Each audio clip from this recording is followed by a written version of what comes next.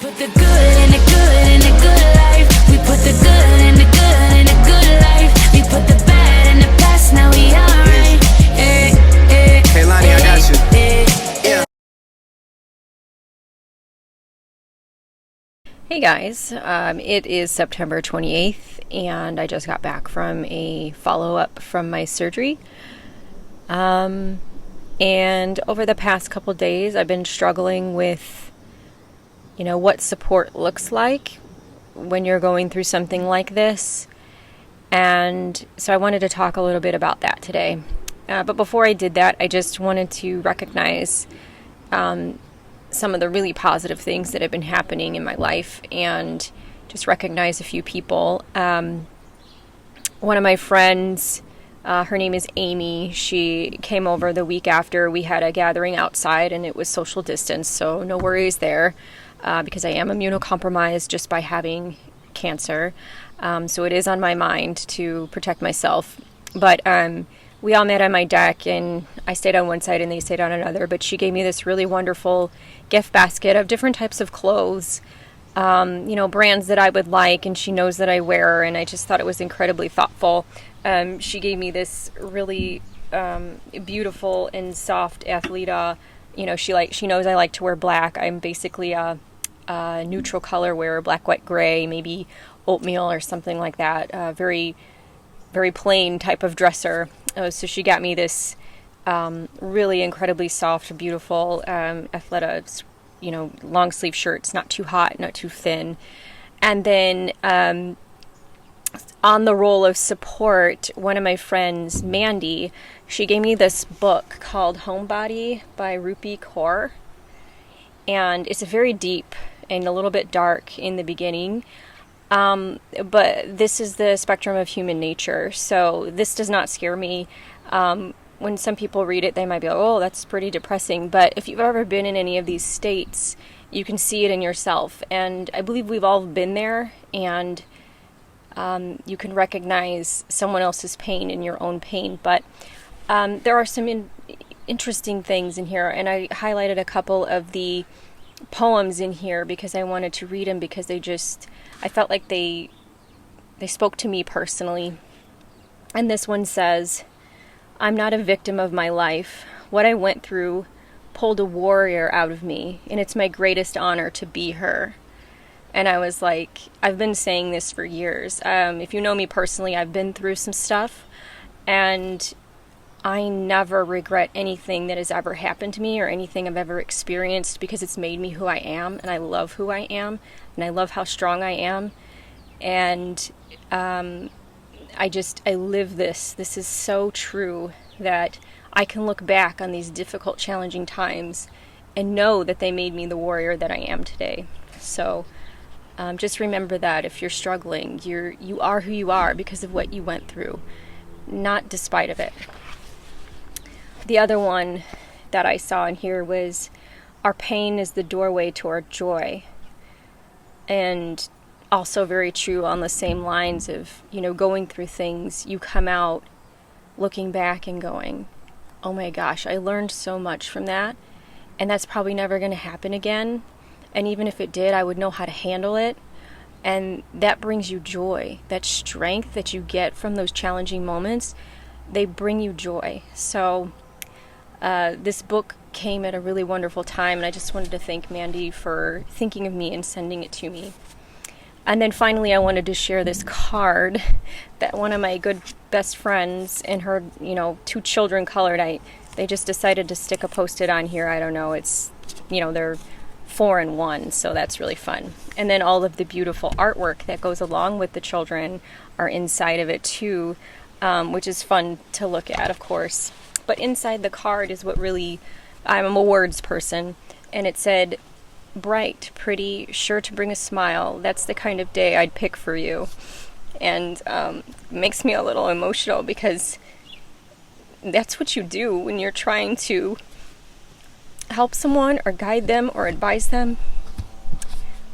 You want what's best for them. And so just on this lines of how do you support someone when they're going through this, support is saying, I may not understand what you're going through, but I support what you're deciding, because no one else can walk in your shoes but you. And I'm saying this as I'm coming to how I'm going to decide to treat my cancer.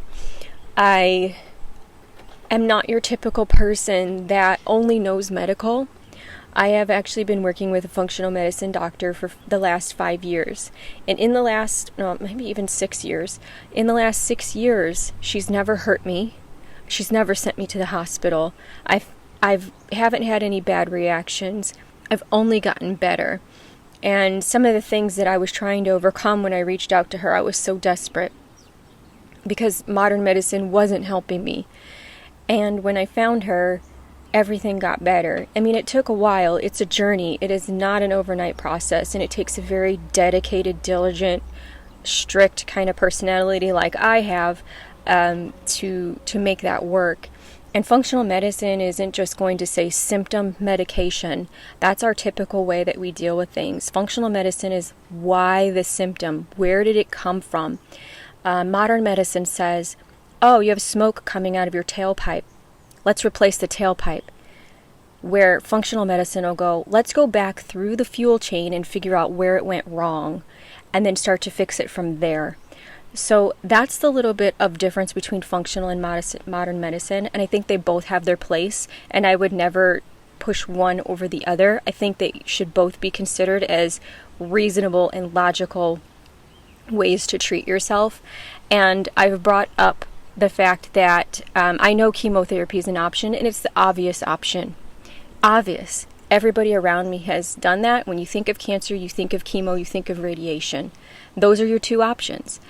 But people don't typically know about functional, but I do, because I've walked in this life. I've done the work to understand what that means. When I went in for my surgery and they removed my colon, they brought in a general surgeon specialist to assess my colon. They did a sigmoidoscopy, which is just the last part of your colon, to assess the health, because I could have ended up with a poo bag outside of my body called a colostomy bag.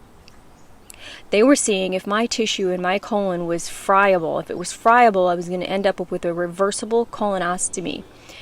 But if my tissue was healthy, they would do something called a reanastomosis, so remove the bad part and reconnect it to the rectum. So the general surgeon went in there, and I read their notes, and they said it doesn't even look like this patient has ulcerative colitis. Was it a misdiagnosis? And that's because my colon was so incredibly healthy. And I am not on ulcerative colitis medications, not any of any kind. I took ulcerative colitis medications, and I ended up hospitalized. I got out of the hospital. They stopped my UC medications. I got out of the hospital. They resumed my UC medications, and I almost admitted myself back into the hospital because I had the rare reaction that would cause ulcerative colitis to get worse. And when that happened to me, I surrendered to my functional medicine doctor. She ran a panel of GI map, and it lists all the different types of infections that I had, and I had 15 infections in my colon, 2 of which mimic the lining of my intestines. And so when your body attacks that bacteria, it also attacks your intestines. So she put me on a protocol of diet and supplements, and we retested in 2 months, and my colon, my GI map came back, and the 2 that mimicked my intestines were gone. They were eradicated. That infection was gone.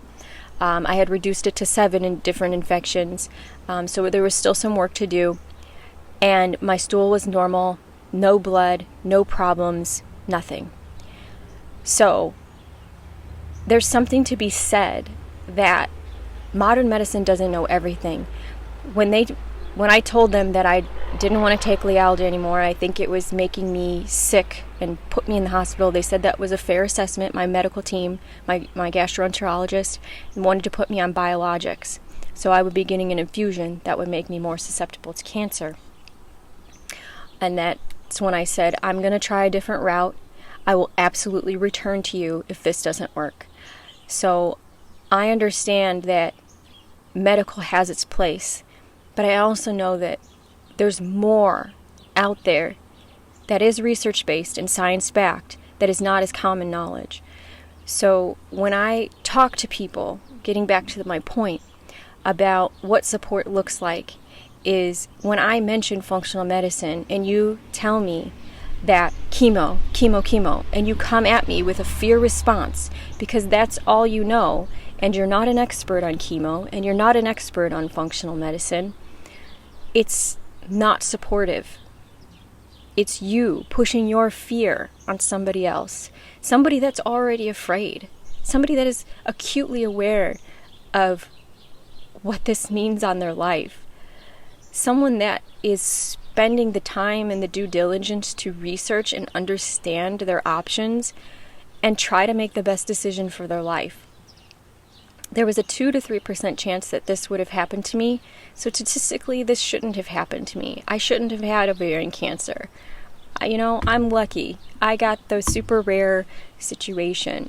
So no matter what I choose, we don't have the answer.